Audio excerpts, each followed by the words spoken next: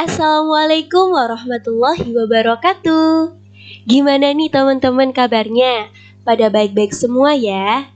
Nah, di sini kami dari kelompok 4 akan memaparkan materi mengenai apa itu team building. Jadi tetap disimak ya. Dan ingat, tetap diperhatikan, oke? Nah, sebelum kita masuk materi, kita kenalan dulu yuk sama teman-teman dari kelompok 4. Yang pertama ada saya sendiri yakni Milatu Sylvia, NIM 182110101032. Lalu yang kedua ada Afira Roshita Dewi, NIM 182110101040. Selanjutnya ada Ahsanubil Husna, NIM 182110101043. Dan yang terakhir yakni ada Novalia Nurlaili dengan NIM 182110101053.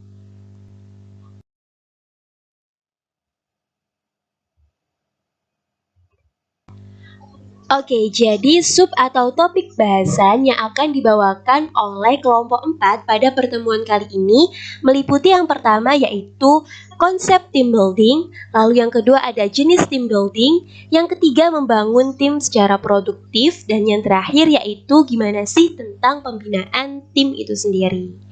Nah, next kita bakal lanjut ke materi.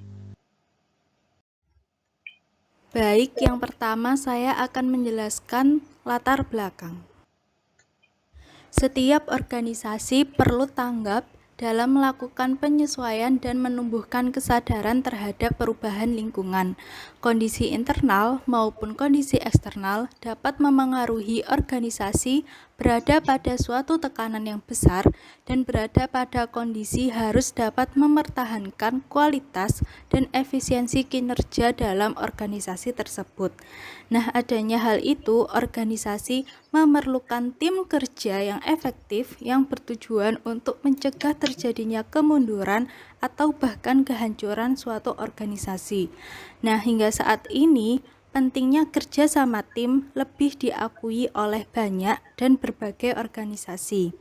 Adanya globalisasi juga memperkuat kebutuhan suatu organisasi untuk berkolaborasi dan berkoordinasi dalam menyelesaikan tugas dan mencapai tujuan. Jadi, secara tidak langsung menuntut tim untuk menyatukan pengetahuan dalam mengatasi masalah maupun tantangan yang dihadapi.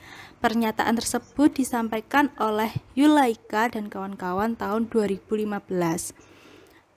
Lalu, masalah dan tantangan memunculkan persepsi betapa pentingnya sebuah organisasi untuk memahami kerja tim dan mengembangkan cara-cara untuk membangun serta mempertahankan sebuah tim.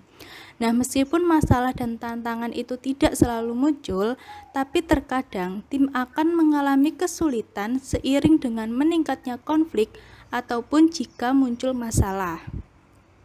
Oleh karena itu, tim perlu adanya team building untuk menjaga dan memperbaiki hubungan mendasar dalam kelompok.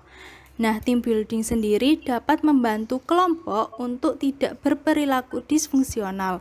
Jadi, tim bisa saling terhubung menjadi tim yang produktif dan terpadu.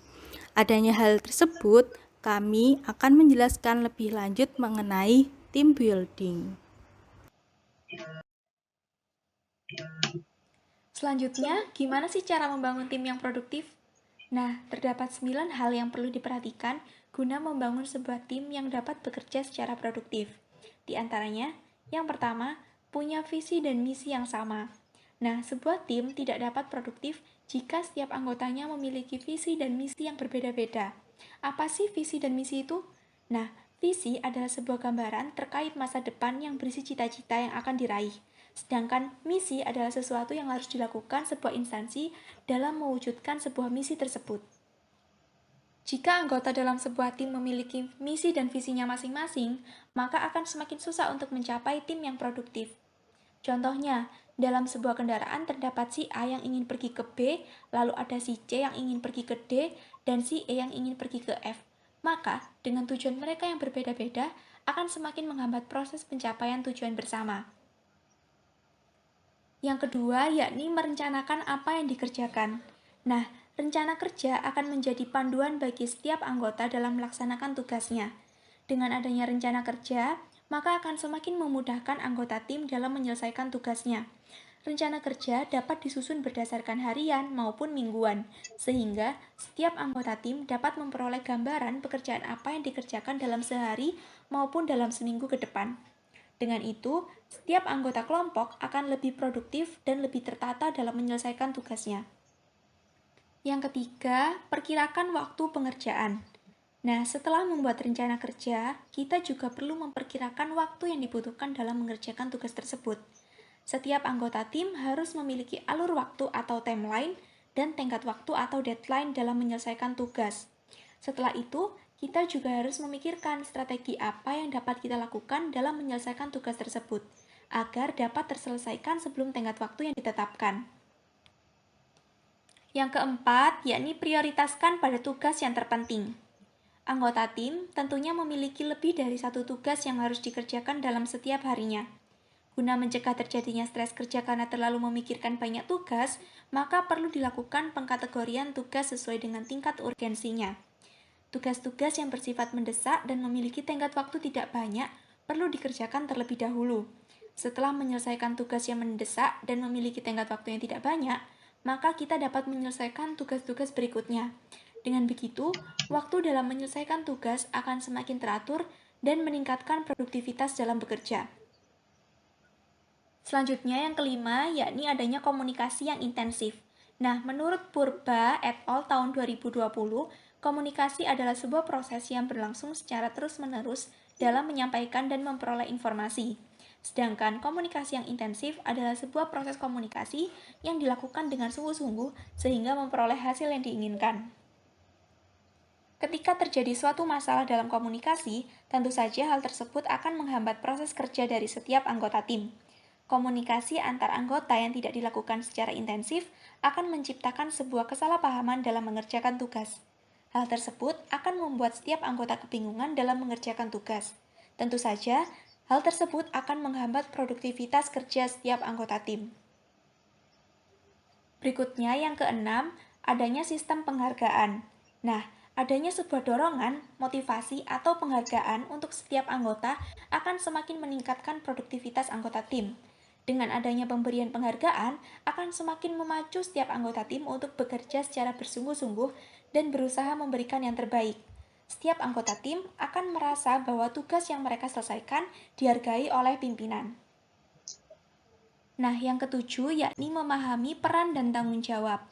Dengan memahami tugas dan tanggung jawab setiap anggota tim, maka proses penyelesaian tugas tersebut akan semakin terarah, karena setiap anggota tim sudah memahami peran dan tanggung jawab mereka masing-masing. Sehingga dengan demikian anggota tim akan lebih produktif dalam menyelesaikan tugas. Dan selanjutnya yang kedelapan, yakni menghilangkan gangguan kerja. Nah, dengan adanya rencana kerja dan manajemen waktu yang baik, akan tidak berarti apa-apa jika dalam lingkungan kerja terdapat sebuah gangguan. Gangguan tersebut bisa berasal dari lingkungan internal maupun eksternal anggota tim. Gangguan kerja tersebut tentunya akan mengganggu kefokusan dalam bekerja. Hal tersebut juga akan mempengaruhi tingkat produktivitas setiap anggota tim. Misalnya nih, anggota tim memiliki konflik dengan keluarganya, sehingga ia merasa tidak fokus dan terhambat saat mengerjakan tugas. Tentu saja, hal tersebut akan berdampak pada tingkat produktivitas anggota tim dalam menyelesaikan tugas tersebut. Nah, yang terakhir atau yang kesembilan yakni adanya evaluasi rutin.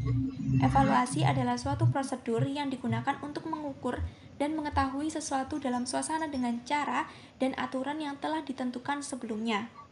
Guna meningkatkan produktivitas dalam bekerja, maka perlu dilakukan pengkajian secara berulang untuk mengetahui pencapaian dari hasil kerja anggota tim. Selain itu, dengan dilakukannya evaluasi, kita dapat mengetahui apa penyebab yang menghambat tingkat produktivitas anggota tim, sehingga dapat menjadi bahan perbaikan untuk kedepannya, agar setiap anggota tim lebih produktif kembali saat bekerja.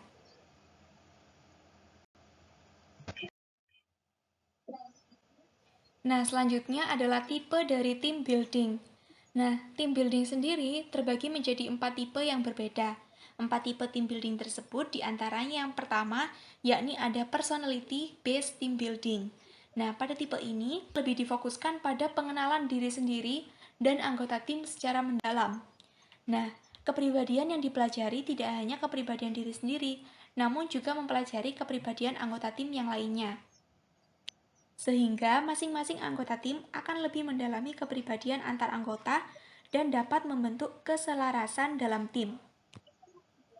Tipe yang kedua yakni ada activity based team building.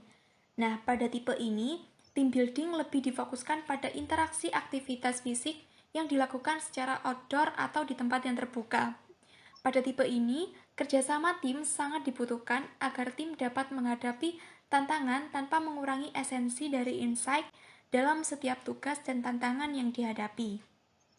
Tipe yang ketiga yakni ada skill based team building. Nah, tipe ini biasanya dilakukan dalam bentuk workshop. Selain meningkatkan kemampuan fisik, dalam sebuah team building tentunya juga harus mengembangkan keterampilan secara lebih luas. Dalam sebuah workshop biasanya dilakukan pelatihan skill, diantaranya meliputi penerimaan positif terhadap suatu kritik, skill dalam menghadapi konflik, skill dalam memberikan argumen secara efektif, dan lain-lain. Hasil dari tipe ini akan lebih menciptakan tim yang efektif dan terampil jika diaplikasikan dalam sebuah organisasi atau perusahaan. Nah, tipe yang keempat yakni ada problem solving based team building. Tipe ini bisa dilakukan di ruangan terbuka maupun ruangan tertutup. Dalam tipe ini, lebih memfokuskan pada mencari dan memecahkan sebuah masalah. Setiap anggota kelompok akan saling bekerja sama dalam mengidentifikasi tantangan dan mencari solusi yang tepat dengan mengeluarkan potensi masing-masing. Tujuan dari tipe ini tentu saja untuk mencari, mengungkapkan, dan memecahkan suatu masalah tertentu pada tugas yang diberikan oleh fasilitator.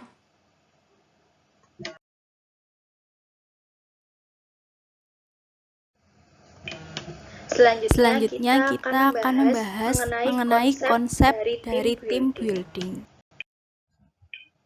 Nah, yang pertama ada definisi tim. Nah, definisi tim sendiri ada beberapa. Yang pertama, menurut Katzenbach dan Smith tahun 1993 yang menyatakan bahwa tim adalah sekumpulan orang dengan keterampilan yang saling melengkapi yang berkomitmen untuk tujuan yang sama, tujuan kinerja, dan pendekatan yang saling akuntabel. Lalu yang kedua, menurut Burns tahun 2005 yang menyatakan bahwa tim merupakan kelompok kerja yang terdiri dari berbagai orang dengan kompetensi yang bekerja secara ketergantungan dalam melaksanakan pekerjaan di suatu organisasi. Lalu yang ketiga, menurut Kurnia tahun 2014 yang menyatakan bahwa tim merupakan suatu kelompok yang memiliki ikatan dan interaksi yang harmonis yang memicu terjadinya perubahan, pertumbuhan, dan perkembangan pribadi maupun organisasi. Nah, dari beberapa definisi tersebut dapat disimpulkan bahwa tim merupakan sekumpulan orang yang memiliki keterampilan spesifik dan memiliki satu kepentingan sama dan saling ketergantungan untuk mencapai tujuan bersama. Nah, tim ini tidaklah sama dengan kelompok.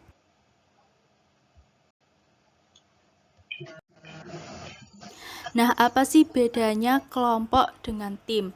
Kalau kelompok belum tentu tim, sedangkan tim sudah pasti kelompok. Jika kelompok, anggota bekerja secara individual atau independen dan kadang berbeda tujuan. Sedangkan tim, anggota menyadari ketergantungan antar mereka dan mengerti bahwa tujuan personal maupun tujuan tim akan dicapai dengan mutual support. Jika kelompok, anggota cenderung berfokus pada diri mereka sendiri karena mereka tidak sepenuhnya terlibat dalam perencanaan tujuan. Mereka bekerja karena direkrut. Sedangkan tim, anggota merasakan kepemilikan mereka atas timnya dan tugasnya karena telah berkomitmen untuk mencapai tujuan. Jika kelompok, anggota diminta untuk bekerja dan bukan diminta saran. Sedangkan tim, anggota memiliki kontribusi terhadap keberhasilan organisasi.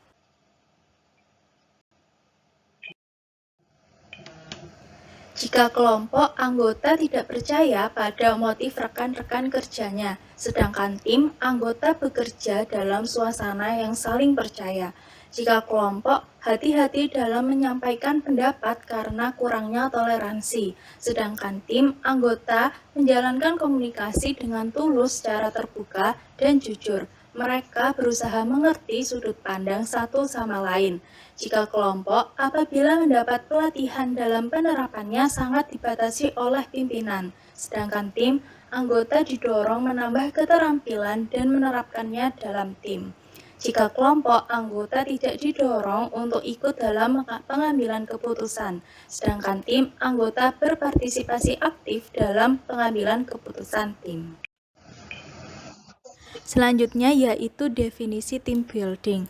Nah, definisi team building ini juga ada beberapa. Yang pertama yaitu menurut Kreitner, Robert, dan kawan-kawan tahun 2008 yang menyatakan bahwa team building merupakan proses pembelajaran dengan pendekatan eksperiental yang bertujuan meningkatkan fungsi internal kelompok seperti kerjasama, komunikasi yang lebih baik, dan mengurangi konflik disfungsional antar sesama anggota organisasi.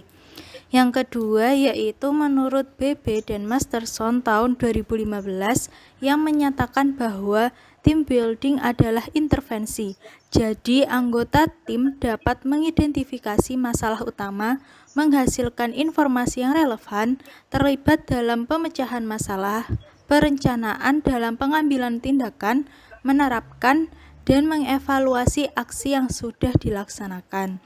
Lalu yang ketiga yaitu menurut Robbins dan kawan-kawan tahun 2016 yang menyatakan bahwa team building adalah suatu aktivitas kelompok yang memiliki interaksi tinggi agar dapat meningkatkan produktivitas anggota dalam menyelesaikan tugas atau pekerjaannya.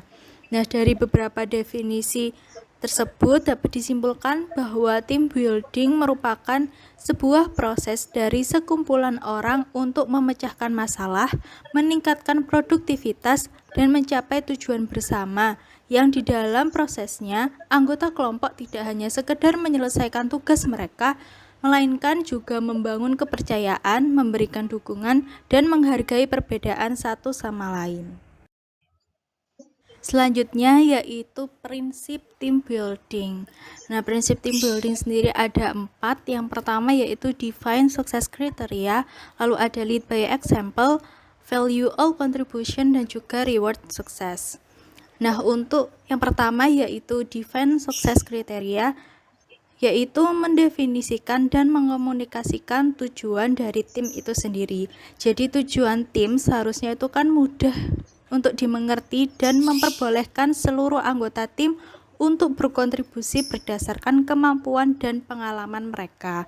Lalu yang kedua ada lead by example. Jadi tiap anggota tim kan memiliki pengetahuan, keterampilan, dan pengalaman tertentu yang berbeda-beda. Nah, hal itu tuh sebenarnya tidak jadi masalah karena adanya prinsip lead by example ini bisa mempertahankan perilaku profesional dari tiap-tiap anggota. Jadi memperhatikan bagaimana bersikap di dalam tim. Lalu yang ketiga ada value all contribution. Jadi tim yang memiliki anggota lebih dari 6 orang akan sulit untuk menyadari kontribusi tiap anggotanya. Jadi dalam prinsip ini ketua tim itu sangat berperan. Jadi ketua tim harus bisa memperlihatkan bahwa dirinya bisa menilai kontribusi dan melihat peran tiap anggota tim. Jadi, tiap anggota akan termotivasi untuk melakukan sesuatu yang membuat timnya lebih baik dan dapat mencapai tujuan bersama. Lalu yang keempat ada reward sukses. Nah, reward di sini yang dimaksud yaitu lebih kepada sikap saling menghargai. Jadi, perlunya sikap saling menghargai kinerja setiap anggota dan menyadari keberadaan tim dan anggota lain dengan karakter dan tujuannya.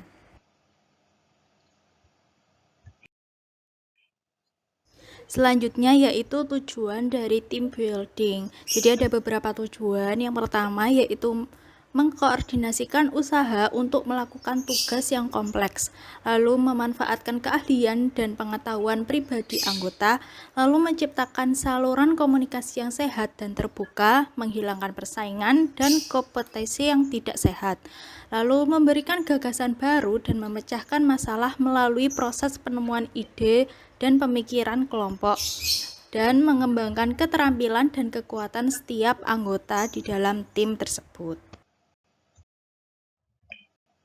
Nah, selanjutnya yaitu manfaat dari team building. Sebenarnya manfaatnya tuh banyak sekali ya. Jadi ini ada beberapa manfaat yang akan saya sampaikan. Yang pertama yaitu anggota tim dan pemimpin tim memiliki komitmen untuk saling mendukung satu sama lain agar tim tersebut berhasil. Lalu yang kedua, anggota tim dapat memahami prioritas anggota lainnya dan saling membantu satu sama lain.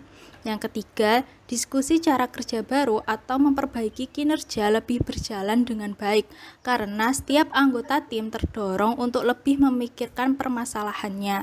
Lalu yang keempat, pemecahan masalah lebih efektif dan efisien. Dan yang kelima, anggota tim lebih berprestasi dalam bekerja sama dengan tim dan tim lainnya. Karena adanya team building ini, tiap anggota tim akan lebih produktif dan terpadu. Nah, selanjutnya yaitu pembinaan tim. Pembinaan tim merupakan intervensi atau kegiatan terencana dan merupakan bagian dari strategi pengembangan kepemimpinan dan hal ini juga selaras dengan tujuan strategis dari suatu organisasi atau tim.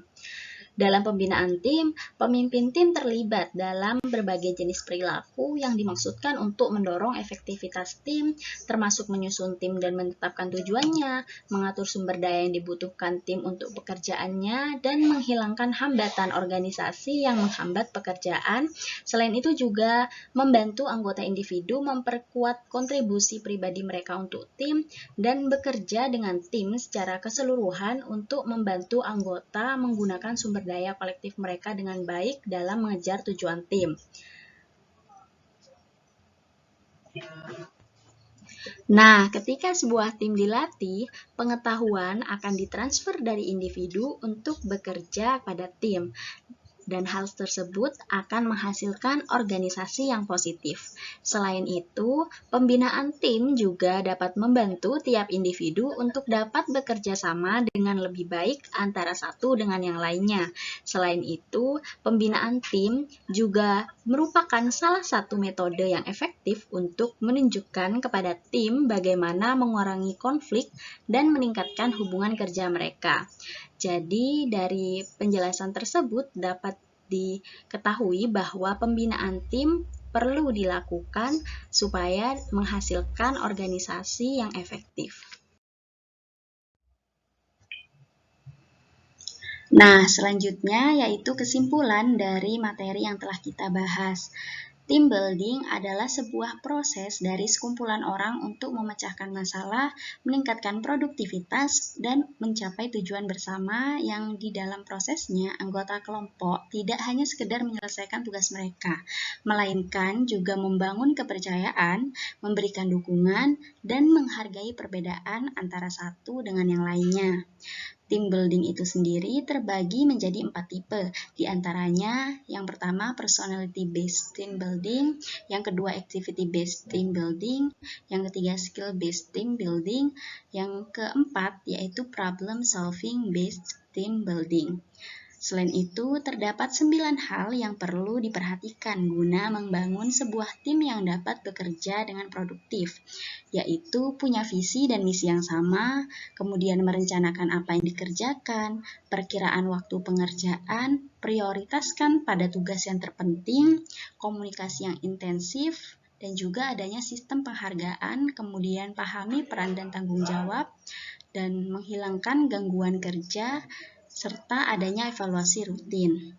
Sedangkan pengertian dari pembinaan tim itu sendiri yaitu merupakan intervensi atau kegiatan terencana dan merupakan bagian dari strategi pengembangan kepemimpinan yang selaras dengan tujuan strategis dari suatu organisasi atau tim tersebut.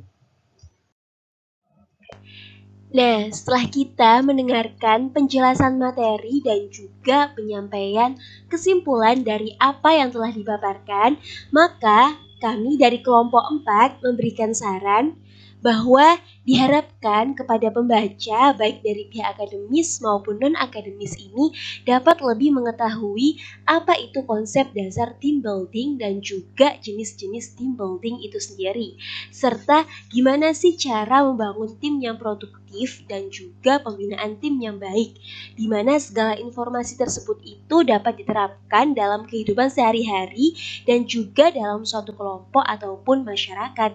Karena apa? Karena kerjasama dalam tim yang baik itu akan mempermudah dalam mengatasi berbagai masalah. Dan juga dengan team building, maka suatu kelompok tersebut akan lebih efektif. Nah, itu tadi pemaparan materi dari kami mengenai team building. Semoga bermanfaat ya. Terima kasih atas perhatiannya. Kurang lebihnya kami mohon maaf. Wassalamualaikum warahmatullahi wabarakatuh.